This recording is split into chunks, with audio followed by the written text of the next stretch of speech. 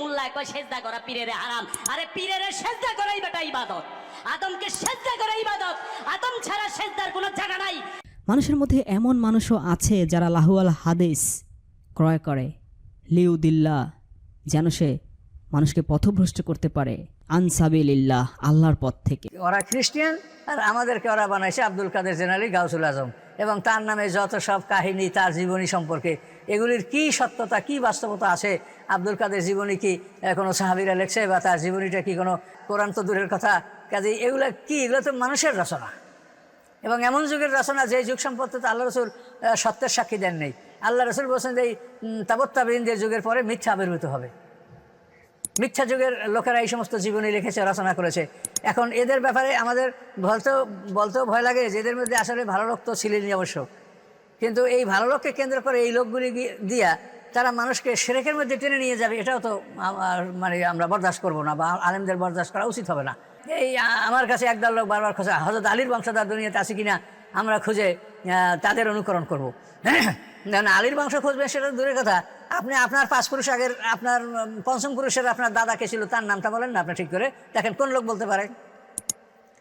তাহলে এই জন্য এইগুলো বংশ খোঁজা আর বংশ খুঁজে সেই মানুষকে অনুকরণ করা, এগুলি তো ঠিক না। আল্লাহ তো এগুলো বলেন নাই।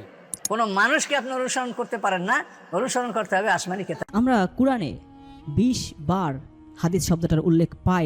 সূরা নিসার 87 নম্বর আয়াতে আল্লাহ বলছেন, ওয়ামান আসদাকু মিনাল্লাহি হাদিসা, হাদিস বর্ণনায় আল্লাহর চেয়ে কে অধিক সত্যবাদী। 45 নম্বর সূরার 6 নম্বর আয়াতে আল্লাহ বলছেন, তিলকা আয়াতুল্লাহি, এগুলো হচ্ছে আল্লাহর আয়াত, নাতলুহা, যা তিলাওয়াত করছে, আলাইকা, তোমার কাছে, বিল হক্কি, যথাযথভাবে, ফাবিআই হাদিসিন বাদাল্লাহি ও আয়াতিহি ইউমিনুন, সুতরাং আল্লাহর এই হাদিসের পরে তারা আর কোন হাদিসে বিশ্বাস করবে।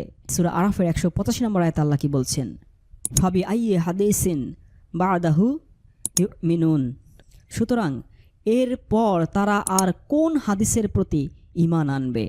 সূরা লুকমানের 6 নম্বর আয়াতে আল্লাহ বলছেন, অমিনান নাসি মাইয়াশতারি লাহুয়াল হাদিসি, মানুষের মধ্যে এমন মানুষও আছে যারা লাহুয়াল হাদিস ক্রয় করে লিউদিল্লাহ, যেন সে মানুষকে পথভ্রষ্ট করতে পারে আনসাবিলিল্লাহ, আল্লাহর পথ থেকে। কোরআনে তো আল্লাহ বলছে কুল আতিউল্লাহ ওয়া রাসূল, মানে আল্লাহ তার রাসূলের আনুগত্য করো। যে রাসূলের আনুগত্য করলো সে আল্লাহর আনুগত্য করো। তো আল্লাহর আনুগত্য মানে তো বুখারীর আনুগত্য না, আল্লাহর আনুগত্য মানে মুসলিম শরীফের আনুগত্য না, বা রাসূলের আনুগত্য মানে তো এই ইমাম আবু দাউদের আনুগত্য না, কারণ রাসূল এদেরকে অথরাইজ করে দিয়ে যায়নি। এই জিনিসগুলোই আমাদেরকে আগে বুঝতে হবে। যেমন ধরেন আল্লাহ বলছে আল্লাহর আনুগত্য করতে, এখন আমি কিতাব একটা লিখে যদি বলি যে এটা আল্লাহর কিতাব, তো আল্লাহ বলছে কুল আতিউল্লাহ, এখন আপনি যদি সেটাকে আল্লাহর কিতাব মনে করেন, সাথে সাথেই তো আপনি ফেরাউন নমরুদের মতো কাফের হয়ে যাবে। এখন আসেন হাদিসের ব্যাপারে আমি কয়েকটা তথ্য দিই। হাদিস কি আগে সেটা বুঝেন। এই দাওরায়ে হাদিস এবং আপনার কামেলে হাদিসের যে 6খানা কিতাব পড়ানো হয়, সেই 6টা কিতাব হচ্ছে বুখারী, মুসলিম, তিরমিজি, আবু দাউদ, নাসাই এবং ইবনে মাজাহ।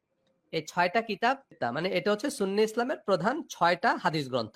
এই যে 6টা হাদিস গ্রন্থ, এটা নামকরণ করা হয়েছে যারা এই হাদিস গ্রন্থগুলো সংকলন করছে সে সংকলক ইমামদের নামে। 6 জন সম্পর্কে আমি কয়েকটা ইনফরমেশন দিই। মানে এই 6 জনের জন্ম, এই 6 জন ইমামের জন্ম নবীজির ইন্তেকালের অন্তত 200 বছর পর। মানে এদের কারো মাতৃভাষা আরবি না, এরা কেউ আরব দেশের নাগরিক না, এই 6 জনের কেউই আরব দেশের নাগরিক না। ওনারা একটা হাদিস শুনছেন, এখন যার কাছ থেকে উনি হাদিসটা শুনছেন তার তো আর নবীর সাথে দেখা হয়নি, উনি আবার আরেকজনের কাছ থেকে শুনছে, উনি আবার আরেকজনের কাছ থেকে শুনছে, এইভাবে প্রত্যেকটা হাদিস 6 থেকে 7 জনের বরাত দিয়ে ওনাদের কাছে পৌঁছাইছে।